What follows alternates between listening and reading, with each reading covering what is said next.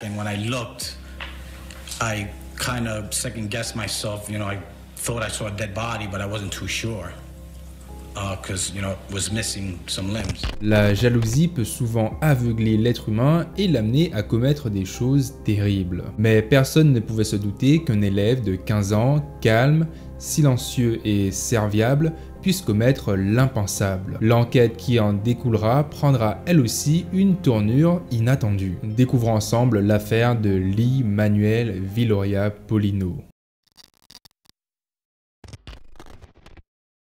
Lee Manuel Viloria Polino, 16 ans, est né dans la ville de Lawrence, au Massachusetts. Sa famille, originaire de la République dominicaine, a toujours vécu au sein de la même maison. Donc Lee vivait avec sa mère, sa grand-mère, ses oncles, et ainsi que d'autres membres de sa famille. Lee, en plus d'être extrêmement apprécié par sa famille et ses amis, était connu pour être une personne gentille, attentionnée et sensible, adorant aider n'importe qui. Il a une passion dévorante pour la musique, l'art et les poèmes et compte y faire son métier en devenant écrivain. Lee était extrêmement proche de sa famille, mais surtout de sa grand-mère. Lee était le genre de garçon qui adorait rentrer chez lui après la fin des cours afin d'enlacer sa grand-mère. Il lui montrait toujours des signes d'affection et elle savait le lui rendre. Dans son lycée à Lawrence, Lee avait de nombreux amis, dont un garçon nommé Matthew Borge. Les camarades de Matthew le décrivent comme un garçon gentil, pas trop bavard et aimant aider les autres. Cependant, malgré son apparence calme et innocente,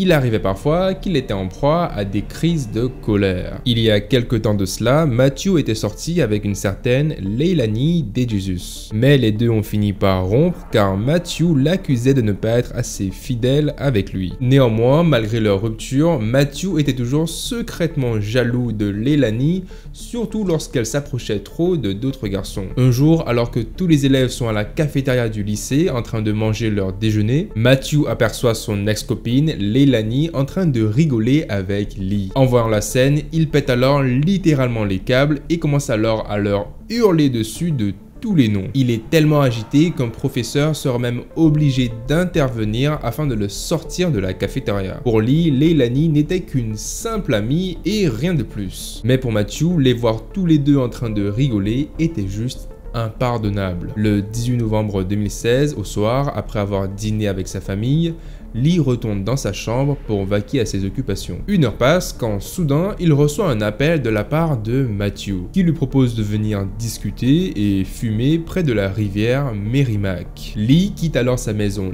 discrètement et rejoint alors Matthew. La soirée se passe et le lendemain matin, sa famille l'appelle pour venir manger le petit déjeuner. Cependant, après l'avoir appelé plusieurs fois, Lee ne répond toujours pas à l'appel. Sa famille décide alors de rentrer dans sa chambre et ils vont y découvrir une scène de carnage.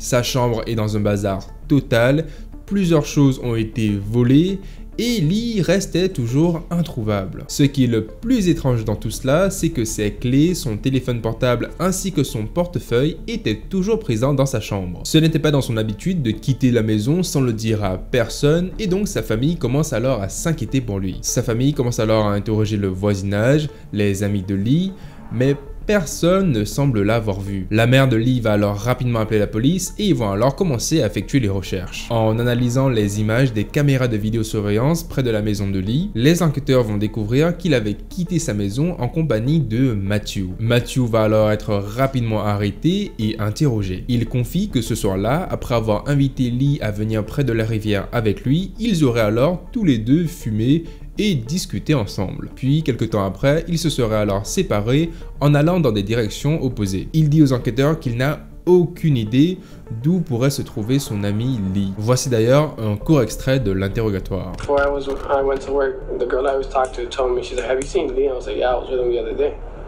And I was like, "Why? What happened?" She said, "He's missing." I was like, "Wow." Matthew emmènera même les enquêteurs près de la rivière, là où il avait vu Lee pour la dernière fois. Mais tout cela ne va rien donner et durant 2 semaines, aucune autre recherche ne sera menée. La mère de Lee, mais surtout toute sa famille, était inquiet pour lui. Ils ne comprennent pas pourquoi la police prend autant de temps afin d'enquêter sur la disparition de Lee. Ils ont l'impression que ces derniers ne prennent pas du tout l'affaire au sérieux.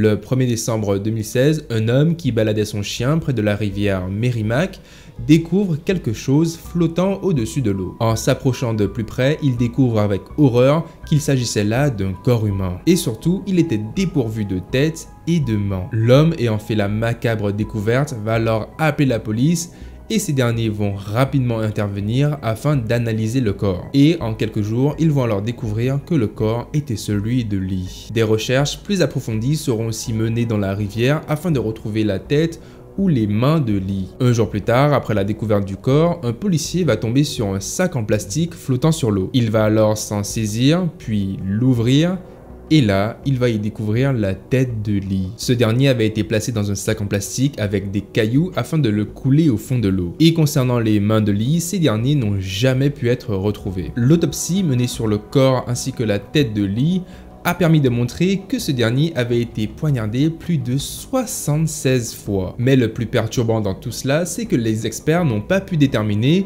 si la décapitation avait eu lieu avant ou après que Lee soit mort, ce qui peut laisser penser que Lee était toujours conscient lorsque tout cela s'est passé. Après la révélation des détails de la mort de Lee au journal, ce sera toute la communauté de Lawrence qui sera sous le choc. Personne ne pouvait comprendre comment un crime si horrible pouvait avoir lieu près de chez eux. Et ils étaient d'autant plus choqués de savoir que l'auteur de ce crime était toujours en liberté quelque part. Une veillée sera même organisée devant le lycée de Lee afin que tout le monde puisse venir se recueillir. Beaucoup d'entre eux se souvenaient de Lee comme un garçon adorable, apprécié d'une part par les élèves, mais aussi par le corps enseignant. Alors, qui aurait pu lui en vouloir au point de lui asséner plus de 76 coups de couteau? La famille de Lee est toujours dévastée et surtout, la mère de Lee ne comprenait pas pourquoi la police avait mis autant de temps pour retrouver leur fils. If it was their kid, would they have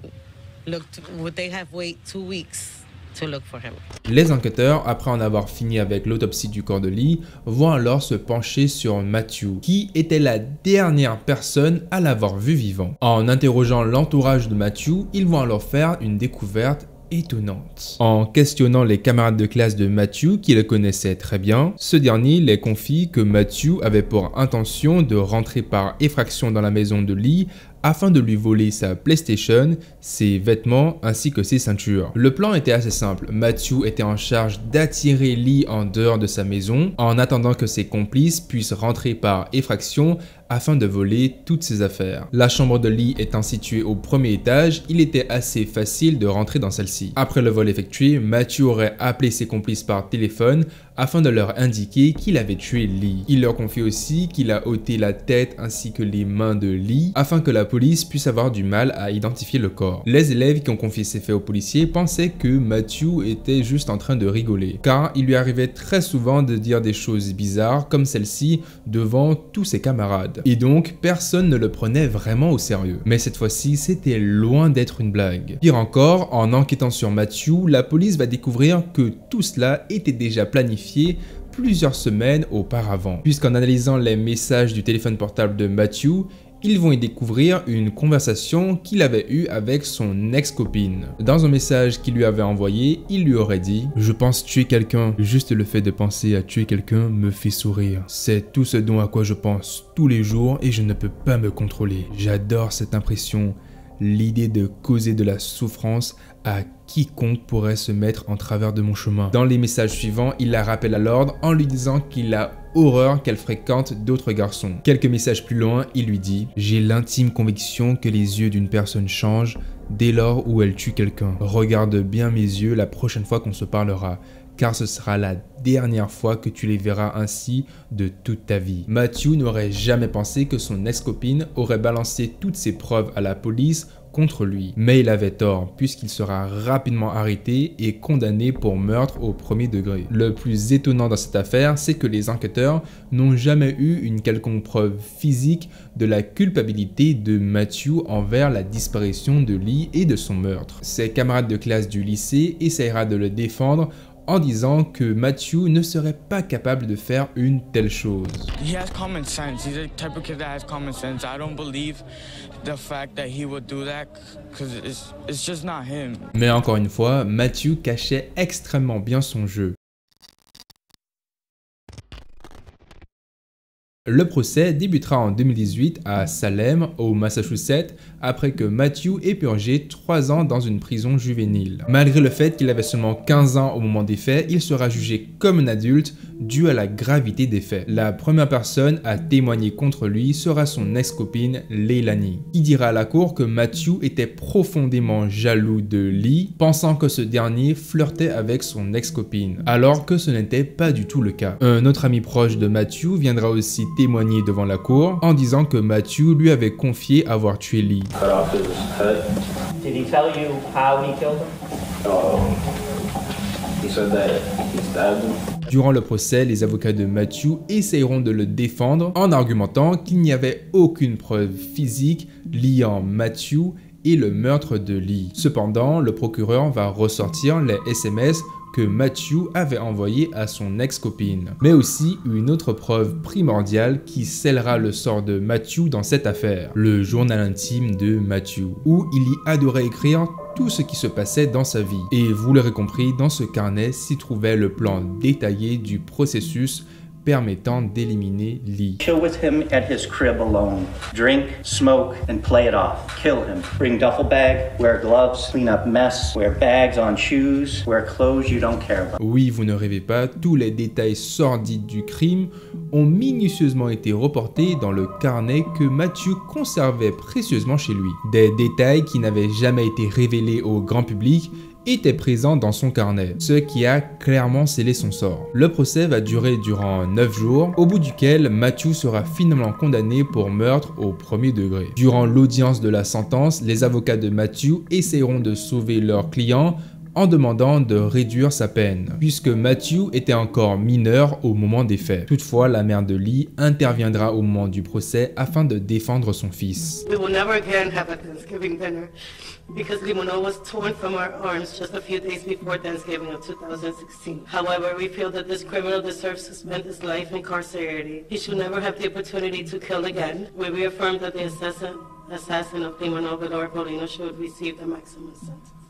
Finalement, Matthew se verra condamné à 2 peines à perpétuité avec une possibilité de liberté conditionnelle après avoir passé 30 ans derrière les barreaux. En temps normal, il serait impossible pour un meurtrier de recourir à la liberté conditionnelle. Cependant, l'État du Massachusetts estime qu'il est illégal de condamner un mineur à la peine à perpétuité sans possibilité de liberté conditionnelle. Durant tout le long de son procès, Matthew ne dira aucun mot devant la cour. Et surtout, il n'exprimera aucun remords par rapport à ses actions. À sa sortie, il sera dans sa quarantaine et il aura encore toute sa vie devant lui. Chose que Lee Manuel Viloria Paulino n'aura jamais l'occasion de vivre. La famille de Lee est dévastée et peut-être qu'ils ne réussiront jamais à passer outre cette perte. He would always give me a hug and a kiss and would tell me that I love you, Grandma, I love you so much, and I would tell him, well, I love him more. En tout cas, j'espère sincèrement que le temps fera son affaire et qu'il soignera leur cœur. Et vous, qu'avez-vous pensé de cette affaire? Est-ce que Matthew a bien eu raison d'avoir été jugé avec la possibilité d'une libération conditionnelle